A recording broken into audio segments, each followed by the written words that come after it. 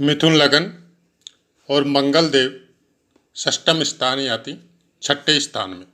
जय माता की मित्रों, आज चर्चा करते हैं मिथुन लगन में मंगल देव अगर छठे स्थान में हो तो किस तरह के फल प्राप्त हो सकते हैं।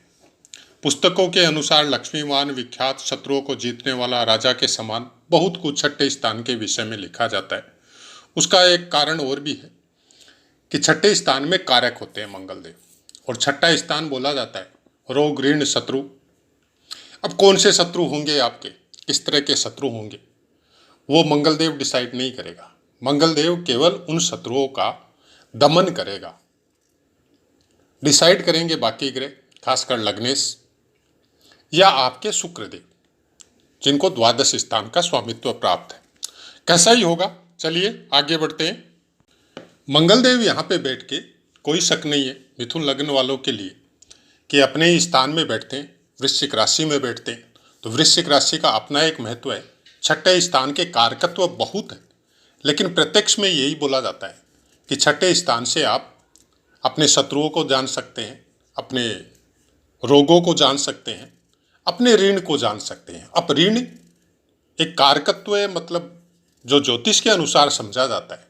वो लोग भौतिक जगत में इसके विषय में एक ही व्याख्या है कि आपने किसी से पैसा लिया, किसी को उधार दिया, किसी से लिया, ये बहुत छोटा सा स्वरूप है। ऋण बहुत होते हैं इंसान के ऊपर, जिनको अलग अलग पुस्तकों के माध्यम से और वेद शास्त्रों के माध्यम से हम लोग बहुत कुछ जान सकते हैं।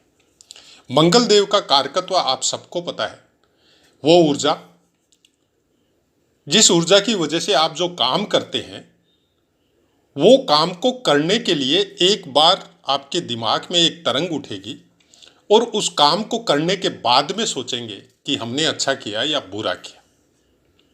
अगर लग्नेश का साथ मिल जाए, क्योंकि लग्नेश यहाँ पे बुध है, वैसे भी बुध बुद्धि के कारक है, अगर उनका साथ मिल जाए, कहीं से युति दृष्टि हो जाए, तो फिर बहुत सोच समझ के कार्य करने वाला, अपने दिमाग के बुद्धि के अनुसार शत्रुओं पे विजय प्राप्त करने वाला, कोई शक नहीं है फिजिकली बहुत स्ट्रोंग होगा।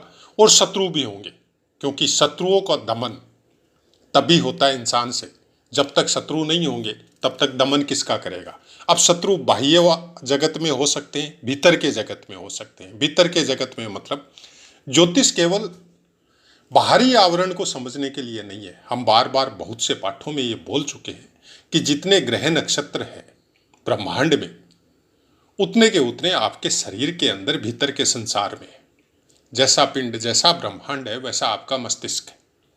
और हृदय के संसार में या शरीर के संसार में वो सब चीज़ें हैं जो ब्रह्मांड में हम लोगों को प्रत्यक्ष दर्शन होते हैं या टेलीस्कोप के द्वारा देख सकते हैं। और आजकल तो संचार माध्यमों का बोलबाला है, तो हम लोग सुदूर जो ब्रह्मांड है उसको भी आज यहाँ बैठे बैठे जान सकते हैं, डिस्कवरी के द्वारा, टेलीस्कोप के द्वारा, अलग अलग सैटेलाइट के द्वारा। वैसा ही सब कुछ आपके शरीर में विद्यमान है। और उसी चीज़ को हम लोगों के ऋषि मुनियों ने, पूर्वजों ने इन चीज़ों को समझा था, और अपने अंदर यहीं पे इसी पृथ्वी पे बैठ के अपने अंदर ब्रह्मांड को पूरी तरह जानने की विद्या उन्हीं लोगों के पास थी। और उसी विद्या का ये सुधरा हुआ स्वरूप में समझ सकते हैं आप, या फिर आजकल के ज्योतिषाचार्यों की व्याख्या के अनुसार बिगड़ा हुआ स्वरूप भी समझ सकते हैं। दोनों चीज़ें हैं। कौन किस तरह की व्याख्या कर रहा है ये उसके अपने ज्ञान के ऊपर निर्भर है। हाँ, ज्ञानी सब है, ऐसा बात नहीं है कोई भी किसी को मतलब कुछ भी ज्ञान नहीं है, ज्ञान सबको है। लेकिन उस ज्ञान की स्थिति कैसी है, किस तरह का विचरण हो रहा है, किस तरह की यात्रा वो धर्मशास्त्र और ज्योतिष के लिए कर रहा है, ये उसके अपने कुछ ग्रहों के ऊपर निर्भर है। जो ग्रह उसके बली है और अभ्यास के द्वारा, अपने कर्मों के द्वारा, अपनी योग ध्यान साधना के द्वारा कौन कौन से ग्रहों को वो एक्टिव किया है। भौतिक संसार में ज्योतिष को समझने के लिए बहुत से ग्रह एक्टिव और डीएक्टिव व्याख्या करने वालों के व्याख्याकार के ऊपर भी हो जाते हैं। गुरु ग्रह योग कारक नहीं है, लेकिन अगर आपका पंचम स्थान बहुत स्ट्रांग है और आपका भाव प्रेममय है, किसी के प्रति कोई दुश्मनी की भावना, किसी के प्रति कोई लालसा, किसी से कुछ प्राप्त करने की अवधारणा अगर आपके दिमाग में नहीं है, तो फिर आपका गुरु ग्रह बहुत अच्छा फल देता है। क्योंकि ज्ञान का संसार या ज्ञान संबंधित वो बातें जो आपको अंदर तक जागृत कर सके, वो गुरु ग्रह के पास में है। और गुरु ग्रह उस ज्ञान को देने के लिए कोई भौतिक जगत के सुख साधन की लालसा कभी नहीं करता। अगर ऐसा होता तो ये ज्ञान आज हम लोगों के ऋषि मुनियों के द्वारा हम लोगों को प्राप्त नहीं होता। इसलिए बोला जाता है कि कोई भी क्रूर पापी जो भी ग्रह, जिस कुंडली में सब ग्रहों की जरूरत है, ब्रह्मांड में हर चीजों की जरूरत है, वैसे ही हर तरह के मनुष्यों की जरूरत पृथ्वी पे है। नहीं तो आप कैसे किसके विषय में बोलेंगे कि ये खराब है और ये अच्छा है। अच्छे की अवधारणा तब पता चलती है जब सामने वाला आपके विपरीत आचरण कर रहा है। तो इसी तरह ग्रहों के विषय में बताया जाता है कि जो भी ग्रह जहां भी बैठा है वहां पे अगर गुरु ग्रह की दृष्टि है, कुछ हद तक शुक्र ग्रह की दृष्टि है, मतलब शुभ ग्रहों की दृष्टि, दो ही शुभ ग्रह ज्योतिष के अनुसार बताए जाते हैं, शुक्र और गुरु। शुक्र देव का शुभत्व है कुछ भौतिक जगत के लिए ज्यादा अच्छा होता है, और गुरु ग्रह का शुभत्व है आपके इस संसार की यात्रा और इस संसार के बाद में आने वाले ब्रह्मांडों की यात्रा के लिए भी गुरु ग्रह का शुभत्व है आपके लिए सबसे अच्छा होता है। और इसीलिए पंचम स्थान का जो हृदय के कारक है, जो आपके उस परम अंश के कारक है, उस चीज का ज्ञान गुरु ग्रह से ही प्राप्त होता है। यहाँ पे छठे स्थान में बैठ के मंगल देव आपके पंचम स्थान से द्वितीय होते हैं, दूसरे स्थान में होते हैं, पंचम स्थान से दूसरे। भावत भावम सिद्धांत में जब देखा जाता है, जब बोला जाता है, तो आपको पता चलता है कि छठे स्थान में अगर योग कारक कोई ग्रह है, चाहे वो क्रूर हो, पापी हो, शुभ हो, जो भी जैसा भी हो, अगर वो बलवान है, अपनी राशि में है, अपने अंशों पे है, अपने नवमांश में है, तो पंचम स्थान के लिए भी बहुत अच्छा फल प्राप्त होता है। अपनी बुद्धि के द्वारा, अपने ज्ञान के द्वारा वो बहुत कुछ अर्जित करता है। अपनी दुश्मनी को अपने ज्ञान के द्वारा बहुत कुछ उसको दमन करने की चेष्टा में लगा रहता है। अगर लग्नेश की दृष्टि हो जाए तो फिर कहना ही क्या है, लग्नेश की युति हो जाए और भी अच्छा है। यहाँ से गुरु मंगल ग्रह आपके भाग्य स्थान को चतुर्दृष्टि से देखेंगे, जो कि कुंभ राशि है। नैसर्गिक मैत्री में जब जाते हैं तो मंगल का शनि से कोई मैत्री संबंध नहीं होता है, लेकिन क्योंकि यहाँ पे शनि योग कारक है और आपके भाग्य स्थान का स्वामित्व उनको प्राप्त है, तो कहीं से कोई दृष्टि अपने स्थान पे हो या कोई शुभ ग्रह की दृष्टि मंगल ग्रह के ऊपर हो तो दृष्टि शुभ होगी, और नहीं तो यहाँ पे धर्म के संबंध में इनका कोई वातावरण या इनके विचार कुछ इस तरह के होंगे कि वो अंधविश्वास में ज़्यादा रुचि नहीं लेके तर्कों के अनुसार धर्म को मानने की कोशिश करेंगे। जो धर्म इनको खुद के दिमाग में जो समझ में आता है उस तरह का वातावरण करेंगे। हालांकि धार्मिक होंगे, लेकिन अपनी बातों को, अपनी कोई भी गुप्त बातों को जल्दी से किसी के सामने खोलने की प्रवृत्ति इनके अंदर थोड़ी कम होगी, क्योंकि छठे स्थान में बैठे हुए हैं और छठा स्थान अपने आप में कुछ अलग महत्व रखता है।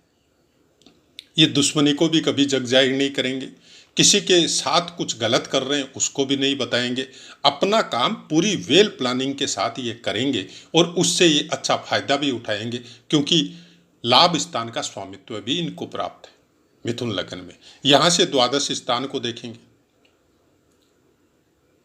शुक्रदेव की राशि है, शुक्रदेव का प्लेसमेंट आपको देखना पड़ेगा। आपके भोगों में कुछ न कुछ पीड़ा ये आपको प्रदान करवाएंगे। आपके वाणी में या आपके धन में कुछ न कुछ चीजों की प्रॉब्लम आपको हमेशा लगी रहेगी। हालांकि शुक्रदेव अगर शुभ है, बुध देव की लग्नेश की पोजीशन अच्छी है, तो यहाँ पे कुछ सुधार हो सकता है। फिर भी 12वें स्थान से संबंधित शुभ फलों को प्राप्त करने में बहुत कठिनाई आपको प्राप्त होगी। यहाँ से फिर अष्टम दृष्टि इनकी पड़ेगी आपके लग्नेश के ऊपर। शरीर में, दिमाग में कुछ न कुछ गर्मी का वातावरण, एनी टाइम कुछ तरंग की स्थिति, कोई भी निर्णय लेने से पहले सोचने की प्रवृत्ति थोड़ी कम। अगर स्वतंत्र मंगल देव का प्रभार है और लग्नेश की स्थिति थोड़ी अच्छी नहीं है, लग्न के ऊपर शुभ ग्रहों की दृष्टि नहीं है, तो फिर निर्णय लेने के पहले आप कुछ भी सोच विचार नहीं करेंगे और तुरंत यस या नो कहने की प्रवृत्ति आपके अंदर होगी, जिसका आपको नुकसान भी हो सकता है, फायदा भी हो सकता है। दोनों बातें हैं यहाँ पे। मंगल देव की पोजीशन छठे स्थान में बहुत योग कारक बताई जाती है सब शास्त्रों में। कोई भी ज्योतिष के शास्त्र आप उठा के देख ले, लेकिन उन्हीं के ऊपर रहना और उन्हीं की बातों को मान के फलादेश करना ये कुछ ज्योतिष या ज्योतिषी के लिए थोड़ा अच्छा नहीं है, क्योंकि फलादेश करने के लिए बहुत सी चीज़ें प्रायकर सब पाठों में हम बोलते हैं कि शुरू में जो बातें बताई जाती है उसका अनुसरण करना बहुत ज़रूरी है। किसका फलादेश कर रहे हैं, कौन से स्थान से आया है, किस तरह के संस्कार है, किस तरह के इंसानों के साथ उठ बैठ है और किस तरह के वातावरण में फलित और पुष्पित इंसान हुआ है। तब जाके कुछ समझ में आता है कि इस इंसान की प्रवृत्ति क्या है। प्रवृत्ति अनुसार वो ग्रह आपको फल प्रदान करवाएंगे। और सबसे बड़ी बात है, कौन कौन से ग्रह की दृष्टि कहाँ कहाँ पे पड़ रही है। केवल मंगल की दृष्टि नहीं, बाकी ग्रहों की भी देखनी पड़ेगी आपको कि मंगल की जहाँ दृष्टि पड़ रही है वहाँ पे किसका प्लेसमेंट है, उस स्थान का स्वामित्व किसको प्राप्त है और उस स्थान का जो स्थिर कारक है वो कहाँ पे विराजमान है। मंगलदेव अपने ही कारक स्थान में विराजमान है, कोई शक नहीं है। मंगलदेव का फल मिथुन लग्न वालों के लिए छठे स्थान में बहुत योग कारक होता है। लेकिन बाकी ग्रहों की प्लेसमेंट जहां जहां इनकी दृष्टि जाएगी, क्योंकि इनकी दृष्टि में उग्रता होगी, इनकी दृष्टि में कुछ इस तरह का करंट जिसको बोल सकते हैं आप, इलेक्ट्रिसिटी में जैसे आप स्विच दबाने के साथ आपका पंखा ऑन होता है, उस तरह की प्रवृत्ति मंगल ग्रह की जहां जहां दृष्टि जाएगी उन उन भावों से संबंधित रिश्तों में, उन उन भावों से संबंधित कारकत्वों में आपको नजर आएगा। छठे स्थान में बैठे हैं तो दुश्मनी के विषय में या कामों के विषय में इतना जल्दी निर्णय लेंगे कि आप सोच भी नहीं सकते। लेकिन यही स्थान तब अच्छा हो जाता है जब कारणवश स्ट्रगल करना पड़ता है, जब कारणवश कोई ऐसी परिस्थिति में आदमी चला जाता है जहां से दूसरे ये बोलते हैं कि इस परिस्थिति से अब इसको ठीक होके निकलना बहुत मुश्किल है, वहां से भी ये विजय प्राप्त करके वापस समाज में स्थापित होते हैं। छठे स्थान में मंगलदेव होने से प्रायकर फलों के अंदर अगर देखा जाए तो सबसे अच्छा फल ये निकल के आता है कि मंगलदेव की अगर पोजीशन अच्छी है, मंगलदेव के अंश अच्छे हैं, बाकी ग्रहों का भी साथ थोड़ा बहुत भी अगर इनको मिल रहा है तो डिफेंस जैसी, आईएएस आईपीएस जैसी पोजीशन में ऐसे इंसान पहुंच सकते हैं और बहुत उच्च पद भी प्राप्त कर सकते हैं। कृषि से संबंधित भूमिपुत्र मंगलदेव को बोला जाता है। कृषि से संबंधित हो, जमीनों से संबंधित हो, कंस्ट्रक्शन से संबंधित हो, जहाँ पे एनी टाइम आपका दिमाग बिजी रहता हो, एनी टाइम आपको ऊर्जा का मतलब इतना ज़्यादा आपको ज़रूरत पड़ती हो, कभी इस साइड पे जाना है, कभी उस साइड पे जाना है, ऐसे इंसानों के लिए इस टाइप का क्षेत्र बहुत ज़्यादा फलित होता है और बहुत ज़्यादा इस क्षेत्र में ऐसे इंसान प्राय कर पाए जाते हैं और बहुत प्रोग्रेस भी करते हैं। इनकी ऊर्जा के संबंध में तो हमको ज़्यादा बोलने की ज़रूरत ही नहीं है, क्योंकि मंगल की ऊर्जा अगर इंसान के शरीर में नहीं है, चाहे किसी भी मात्रा में, तो उस इंसान की प्रोग्रेस होनी बहुत मुश्किल है। फिर तो उसको प्रारब्ध के द्वारा बहुत अच्छी स्थिति में, अच्छे घरों में पैदा होने की ज़रूरत पड़ेगी, जब मंगल देव की अच्छी ऊर्जा अगर प्राप्त नहीं हो रही। मेहनत के लिए मंगल को देखना पड़ेगा, शारीरिक शक्ति के लिए मंगल को देखना पड़ेगा, आप वर्क को कितनी जल्दी और कितनी फास्ट तरीके से मूवमेंट करवाते हैं मंगल को देखना पड़ेगा। टेक्निकल दिमाग, बाकी ग्रहों को बुध का साथ होना जरूरी है, लेकिन टेक्निकल दिमाग को कितनी जल्दी आप समझ सकते हैं कोई भी टेक्निक को, उसके लिए मंगल को देखना पड़ेगा। इलेक्ट्रिसिटी का जितना भी काम है जिसमें आपको सॉफ्टवेयर का जरूरत पड़ता हो, हार्डवेयर के लिए अलग ग्रह को भी देखना पड़ेगा, लेकिन वो सर्किट जो निकलेगा, जो बिजली जहां से निकलेगी और जिस क्षेत्र में जाएगी, वो सब चीजों का ज्ञान मंगल को देखना पड़ेगा। तो ऐसी बहुत सी बातें मंगल के बारे में बहुत से विभिन्न पाठों में हमने जब जब मंगल का पाठ आया है तो हम प्रायकर बताते रहते हैं, क्योंकि एक ही वीडियो में संपूर्ण चीज़ें बताना बहुत ज़्यादा मुश्किल है। हाँ, जहाँ तक बात है जन्मपत्री की, कि आपने एक पाठ को सुना और उसके बाद में आप बोल रहे हैं कि उस घर में ये ग्रह बैठे हैं, उस ग्रह में ये ग्रह बैठे हैं, मेरा मंगल यहाँ पे बैठा है, फलादेश क्या होगा, बहुत मुश्किल है। बहुत से पाठों में हम बता चुके हैं। किसी एक कुंडली का प्रिडिक्शन करने के लिए बहुत कुछ सोचना पड़ता है, बहुत कुछ अध्ययन करना पड़ता है, और हमारी प्रवृत्ति कुछ ऐसी है, हम नॉर्मली किसी कुंडली का फलादेश नहीं करते, क्योंकि हमको ये पता नहीं है कि आप कौन है, हमको ये पता नहीं है कि आप कौन से आदमियों के साथ आपकी उठ बैठ है, कहाँ से आप, कहाँ पे आप रह रहे हैं, कहाँ पे आपका जन्म हुआ है, किस तरह की प्रवृत्ति आपकी है, किस तरह के इंसान आपके हैं, हमको वैसा ज्योतिष इतना प्रकांड विद्वान मत समझिए, क्योंकि हमारा कोई प्रोफेशनल चैनल नहीं है, हम कोई फीस लेके किसी के लिए कुछ करते नहीं है, तो हम ये सब चीज़ों से दूर रहते हैं। हमारी कोशिश ये है, चैनल चलाने का भी मकसद ये है कि ज्योतिष के विषय में एक्चुअल में किस तरह का ज्ञान है उसको समझने की कोशिश कीजिए। ज्योतिष क्या आपको समझाना चाहता है उसको समझने की कोशिश कीजिए। ज्योतिष को केवल उस अंश तक मत सेट कीजिए कि आप हमारा भविष्य बताइए, नहीं। ज्योतिष भविष्य बताने की एक बहुत छोटी सी प्रिलिमिनरी स्टेज की प्रिडिक्शन है।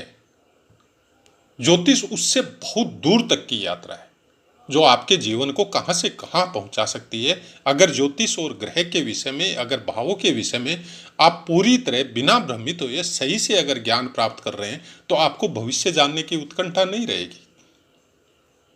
आपको उससे आगे की यात्रा के लिए सचेत होने की जरूरत पड़ेगी कि हम कर क्या रहे हैं और एक्चुअल में हमको करना क्या है। जिस समय में ज्योतिष की रचना हुई उस समय में और आज में युगों का परिवर्तन हो चुका है, उसके अनुसार कामों में भी परिवर्तन हो चुका है। लेकिन क्या उन ग्रहों के फलों में कोई परिवर्तन आया? नहीं। उस समय भी उसी कक्षा में वहां पे वो ग्रह घूम रहे थे, आज भी वहीं पे है। वो दृष्टि जैसी उनकी उस समय में थी, जितनी रश्मियां पृथ्वी पे जीवों को या पृथ्वी पे मिल रही थी उतनी आज भी मिल रही है। तो किसी भी ग्रह को समझने के लिए अपने दिमाग को, अपने मन को कुछ उस अवस्था में लेके जाइए कि अच्छी चैनलों के साथ में रहिए, अच्छी पुस्तकों का अध्ययन कीजिए और कुछ नहीं तो कम से कम अपनी दिनचर्या को व्यवस्थित जरूर कीजिए कि ग्रह कहना क्या चाहते हैं। मंगल का गुस्सा जिस समय दिमाग में जब भी उठता है, कोई भी चीज के लिए जब दिमाग में एक तरंग उठती है कि नहीं हमको इसका रिप्लाई देना है, तो वहां पे रुक जाइए। मंगल का सबसे बेस्ट उपाय मौन धारण कीजिए, क्योंकि जितनी जल्दी ये आपके दिमाग में तरंग उठती है उतनी जल्दी शांत भी होती। बिजली का स्वरूप क्या है? एक बार गड़गड़ा के नीचे गिरती है और उतनी जल्दी वो वापस वहां पे अस्त व्यस्त करके ऊपर उठ जाती है। उसी समय में अगर आपने मौन कर लिया 10 सेकेंड, 1 मिनट, 5 मिनट का, तो वो अवस्था आपकी निकल जाएगी। मंगल को सुधारने का सबसे अच्छा तरीका यह है, अपने चंद्रमा को मजबूत कीजिए। हर ग्रह को ठीक करने के लिए चंद्रमा को मजबूत कीजिए। थोड़ा ध्यान में आइए, थोड़ा अनुलोम विलोम में आइए, वो साधना कीजिए जो हम लोगों के ऋषि मुनियों ने ग्रहों को ठीक करने के लिए की थी। उनमें मत जाइए कि वहां पे ये जल दे दो, वहां पे ये दान दे दो, वहां पे ये चीज कर दो, आपका ये ग्रह ठीक हो जाएगा। ग्रह कभी किसी के दान देने से या किसी का कुछ करने से ठीक नहीं होता है। ये चीजें आपकी मनोस्थिति के लिए ठीक है कि आप दान देते हैं किसी जरूरतमंद को और वो खुश होकर आपको आशीर्वाद देता है, तो आपको एक ऊर्जा मिलती है आशीर्वाद के स्वरूप में, और उस ऊर्जा की काट ग्रह के पास भी नहीं है। अगर अच्छे मन से, अच्छी आत्मा का किसी का कोई आशीर्वाद मिल जाता है तो बहुत से ग्रह ठीक होते हैं। लेकिन पर्टिकुलर आप ग्रह के पीड़ा से संबंधित किसी को कोई दान दे रहे हैं कि आपकी पीड़ा उसके पास चली जाइए, तो वो ग्रह बहुत ज्यादा खराब होता है और उल्टा खराब होता है। क्योंकि प्रकृति में आपने कुछ गलत नेचर, अपने कुछ गलत भाव प्रसारित किए अपने फायदे के लिए। प्रकृति का अपना नियम है, जिस तरह के भाव, जिस तरह के मन से विचार आप नेचुरलिटी में डालेंगे उस तरह का वो एडबैक होके आपको वापस रिटर्न मिलेगा। तो वो सब चीजों से दूर रहिए, इसी आशा के साथ कि ज्योतिष को सही तरीके से समझने की कोशिश करेंगे। अपनी वाणी को विराम देते हैं, आपसे आज्ञा लेते हैं। जय माता।